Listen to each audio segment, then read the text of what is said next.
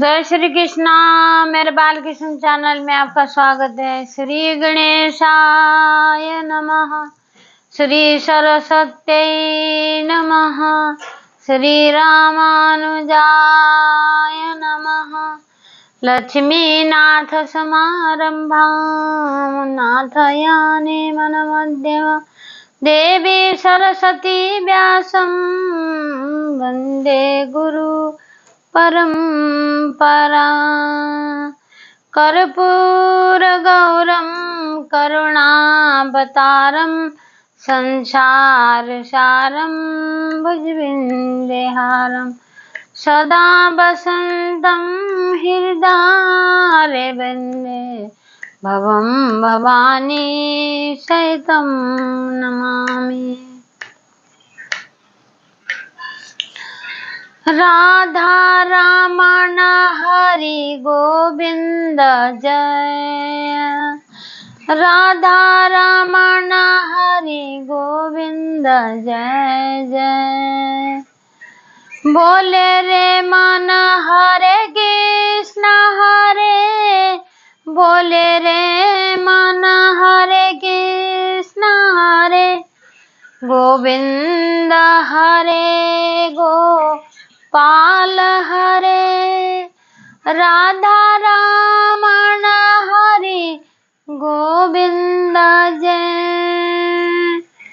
मन दुखी होए रे गोविंद हरे गोपाल हरे, राधा रमण हरे गोविंद जय।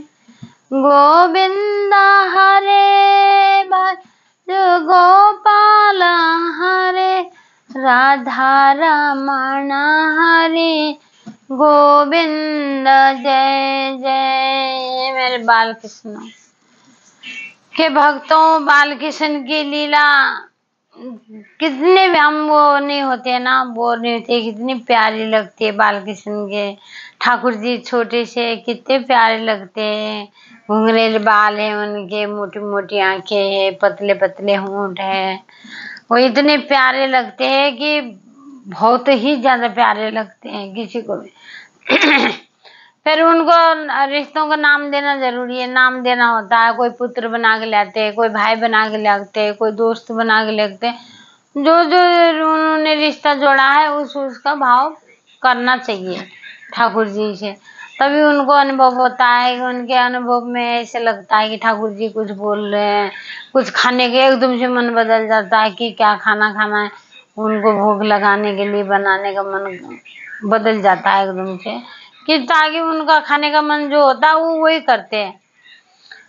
चैतन्य महाप्रभु थे, चैतन्य महाप्रभु कहते थे ठाकुर जी खाली उनका कंठ इतने बढ़िया आवाज थी। एक बात ये भी है, जिसके कंठों में आवाज है, जिसकी सुरीली आवाज है, जिसका थोड़ा बहुत गले में आवाज, मीठी बोली है, मीठी आवाज है, तो समझो ठाकुर जी ने उनको बनाया इसलिए कि ठाकुर जी का भजन गाए हो, इसीलिए बनाया।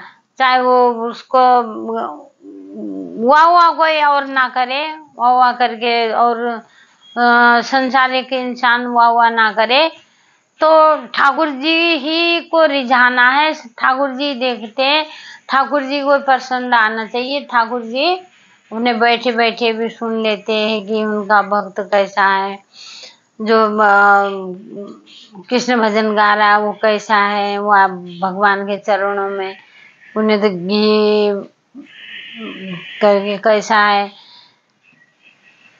मेरे प्रभु के लीला अपरंपार है। अपरंपार लीला में कौन अपना मन को देना होता है। मन किसी संसारिक इंसानों को मत दो, इंसानों को देने का कोई फायदा नहीं है।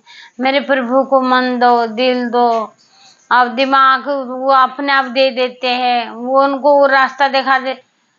हे प्रभु, आप मालिक हो, इस घर के मालिक हो, इस घर के करता धरता हो, इस घर के पालनहार हो, इस घर के खिवैया हो, ये करके सुबह शाम आपको शरणागत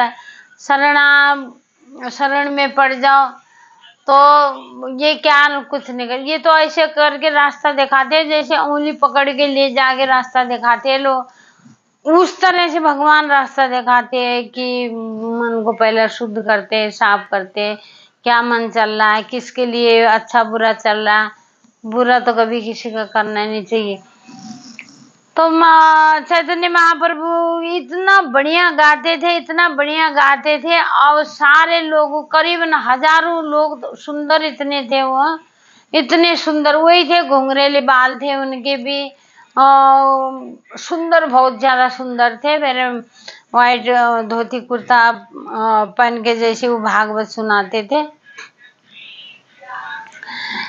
उनके कंठे बहुत मीठी आवाज आती थी। उन्होंने भजन सीखने के लिए सोचा कि एक दिन भजन गा रहे थे, वो भजन गा रहे थे तो जितने भी भागवत सुनने वाले बहुत सारे लोग, दुनिया के बाहर के लोग, इतने लोग इकट्ठे हो गए, इतने लोग इकट्ठे हो गए कि गिनती में नहीं, रास्ता नहीं है, भीड़ हो रखी है अगले।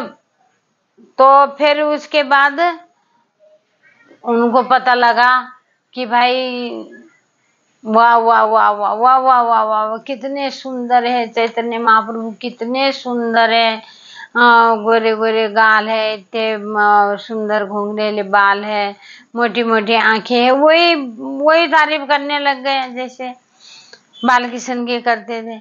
तो चैतन्य महाप्रभु के लिए ताली बजाने लगे, वाह वाह वाह वाह, बहुत अच्छा पद गाया आपने, इतना अच्छा गाया कि ठाकुर जी भी खुश हो गए होंगे। तो चैतन्य महाप्रभु को पता लगा कि भाई मैं तो, ये तो मेरे गाने के लिए यहाँ पर कितना भजन सुनने के लिए बैठे थे इतने सारे लोग। मैं तो ये सोचता था ठाकुर जी का दर्शन करने आए, ठाकुर जी के लिए बैठे हैं ये सब, पर इनको तो क्या है, ये तो अभी सोने के लिए, खाना वाना खा के सोने के लिए। तो अपना जो है कि चैतन्य महाप्रभु ने सोचा कि भाई नहीं, इनका तो कुछ नहीं जाने का, मैं क्यों इनके लिए गाऊं, इन्होंने मेरे लिए ताली बजाई है और धिक्कार है मेरे को, मुझे तो ठाकुर जी के लिए गाना था, ना कि मुझे इनको खुश करने का तो कोई मतलब ही नहीं बनता।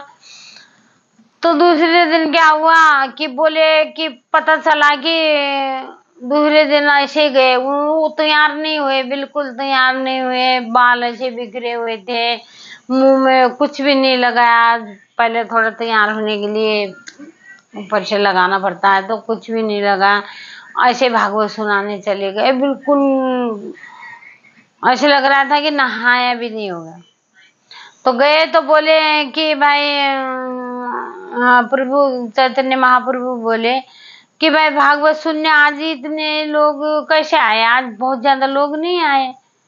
तो बोले कि ऐसा है प्रभु, आपको देखने आते हैं, आपकी सुंदरता को देखने आते हैं, आप कितने सुंदर हो, किसने आपको इतने सुंदर बनाया, कौन होगा, कितनी फुर्सत में बनाया होगा, किस जगह पे बनाया होगा, कहाँ बनाया होगा प्रभु, हमें आपके सुंदरता पे फिदा है।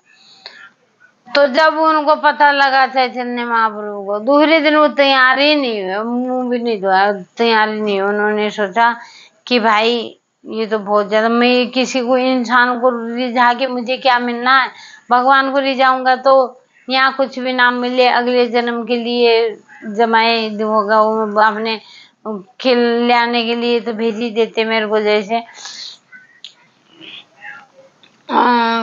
खेतों जैसे। तो फिर उन्होंने बोला कि भाई नहीं, अब जो है कि मैं ठाकुर जी के लिए गाऊंगा और किसी के लिए नहीं गाऊंगा। ठाकुर जी सुनेंगे। उन्होंने उस दिन के बाद कभी तैयार होके वो भागवत सुनाने नहीं गए, कभी तैयार हुए ही नहीं। उन्होंने वो समझ गए कि भाई ये तो खाली चल, जय श्री कृष्णा।